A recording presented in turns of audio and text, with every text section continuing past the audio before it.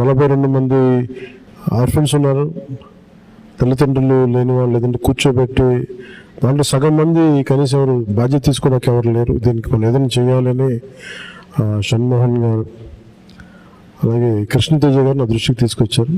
ఆ రోజు నేను అనుకున్నది ఏంటంటే, ముందుగా నేను ఎమ్మెల్యేగా గెలిచి డిప్యూటీ సీఎం పదవి తీసుకున్నాక, బాధ్యతలు తీసుకున్నాక జీతాలు ఇవన్నీ తీసుకోకూడదని నిర్ణయించుకుంటే అసలు భారం అవ్వకూడదని. కానీ పరిస్థితి ఏమొచ్చిందంటే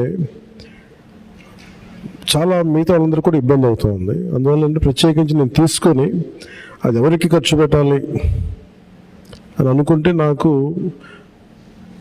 చదువుకుంటున్న మీకు, తల్లిదండ్రులు, కుటుంబం ఇవన్నీ దూరమైన మీకు, అది మీ భవిష్యత్తుకి ఏదైనా ఉంటే చాలా చాలా బాగుంటుంది అనేది నాకు అనిపించింది. దాని తగ్గట్టుగా అడుగు వేసాం.